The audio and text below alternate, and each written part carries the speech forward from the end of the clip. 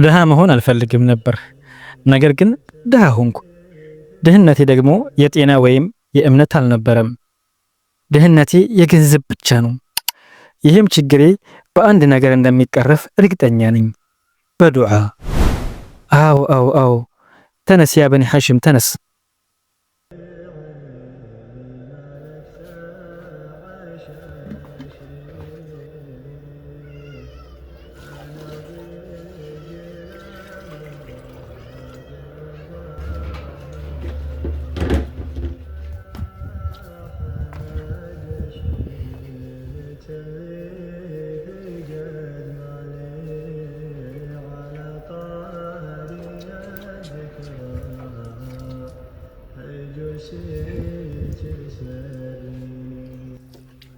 አሁን 2 ረክዓ ሰግጃለሁ።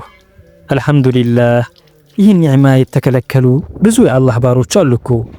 ጌታዬ ግን እኔን መረጠኝ። አሁን የሚቀረኝ 2 ነገሮች ብቻ ናቸው።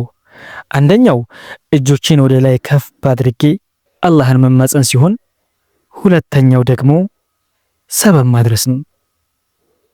ዱዓ የሚያደርጉ ባሮችን አላህ ይወዳል። ምክንያቱም ጌታዬ የሚጠሩትን ይሰማል። አድዑኒ አስተጅብ ለኩም ብሎ የለ። ሀያ ወደ ዱዓው። ብስሚላህ አልሐምዱሊላህ ሰላቱ ወሰላሙ ዐላ ረሱሊላህ አላሁመ ኢኒ አስአሉከ ዒልመን ናፊዓ ወሪዝቀን ጠይባ ወዐመለን ሙተቀበላ ወዘውጀተን ሷሊሓ። ያ ረቢ የኔ ጌታ ፈኔን ክፈትልኝ፣ ሪዝቄን ክፈትልኝ፣ የማገኘውን ባርኪልኝ።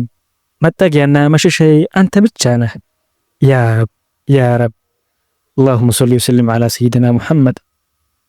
አሁን ሁለተኛው ነገር ይቀረኛል፣ ሰበብ ማድረስ። አዎ ተቤት ወጣ ብዬ የሚሰራ ነገር ልፈልግ። ግን ምን ሆኜ ነው በዱዓዬ መሃል ወዘውጀተን ሷሊሓ አልኩኝ? አሁን እኮ ይሄ እቅድ ያልነበረም። ግን ይሁን ሷሊ የሆነች ሚስት ትኖረኝ አልጠላ። ዱዓዬን ይቀበለኝ ብቻ። አሁን ወደ ስራ ፍለጋ እየወጣሁ ነው። እስኪ እናንተም ሰብስክራይብ አድርጎኝና ምናልባት የሪዝቅ ማገኘ ሰበብ እናንተና ይሄ ዩቲዩብ ይሆናል እኮ ማን ያውቃል።